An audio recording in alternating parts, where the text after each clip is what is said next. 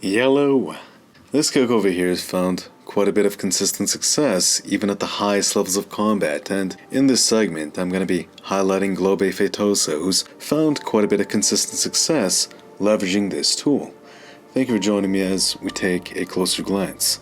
Now, touching with a low kick, just watch how he chambers into a snap. Even though touching with his toes to the top of the head, Stephen Thompson has switched a man off, landing with the same part of the foot. That's not necessarily the aim, that was kind of an accident, but it still somehow worked. The aim, of course, is to land with your shin, but if you take a more traditional approach, a traditional style like Glaube Feitosa, karate, you can even see this in taekwondo, the chamber into a snap is often followed by connection with the instep. Here, by popping the top of the head. If you assume it's a body shot or just prepared to guard a little lower, maybe that presumption is set because you'd want to connect against the chin line or neck with a Muay Thai style of roundhouse. If that presumption is set and you aren't prepared to take the force where it's delivered, in this case, top of head, even though it's not the same tier of devastation, it can still concuss or even switch a man off. This was textbook to Mirko Cro Cop's legendary left high kick. With his remarkable flexibility, combining his taekwondo background with Muay Thai, he'd often strike above the guard, thus against the side of head instead of neck or chin line. It would catch a lot of his opponents off guard. They'd guard in the wrong place. Boom. Just like that, the fight ends. Here we see absolutely perfect technique, surprisingly, from the lead leg, starting off with a Muay Thai style of low kick. The deceptive chamber of the knee looks like something out of a Bruce Lee movie. His technique is very relaxed, fluid. As the knee rises the chamber, he pivots into his hips, and his opponent assumes he'll have to guard a body shot instead. Boom. Bruce Lee level roundhouse connects with the instep against the neck. Chamber pivot snap, the relaxed, fluid body mechanics paired with the element of surprise harnesses tremendous speed against an opponent who just wasn't properly braced for the shot. He wasn't properly braced because he was assuming the strike would be elsewhere. Here, fighting his way out of the corner in order to make some space, he's shifted into southpaw to cover that distance. Meanwhile, throw that element of surprise, that same left leg chambers as his torso leans as counterbalance, his lead arm thrown out.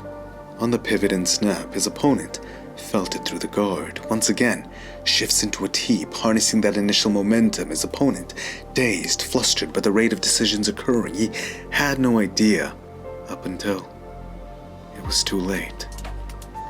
Boom.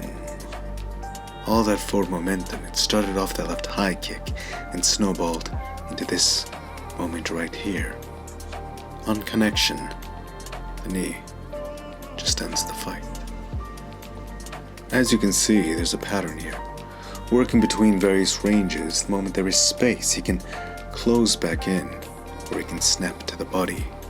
He's clearly harnessing multiple elements of surprise to make his opponent's mind work harder than it has to, alternating between the in-fight and at the end of reach, snapping to the body, and also then teep. From there, the programming is complete.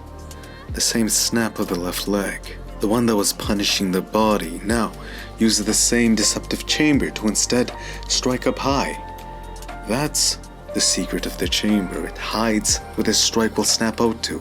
It makes it harder to gauge. Thus, with proper technique, a fluid snap of the leg, sure, it does not have the same cleaving, penetrating power of a Muay Thai roundhouse, that straight-up devastation, but it's not always the hardest strike, is it? Often, it's just the one you don't see coming. That one jolt of force when you aren't expecting it. That could be all it takes. That's what this kick is doing. It's sneaky, but this sneakiness, it takes a lot of practice for the technique to be fluid. To whip out your foot or even shin effectively, you have to be relaxed and the body mechanics have to be drilled into your being diligently. As you can see, but he often touches with his instep, even with a low kick. He alternates between those two places. Here, hamstring, he's programming with, this time, his opponent reacting way too slow the moment it came up high. He thought it was targeting down low, thus, by the time he realized what was happening, was too late.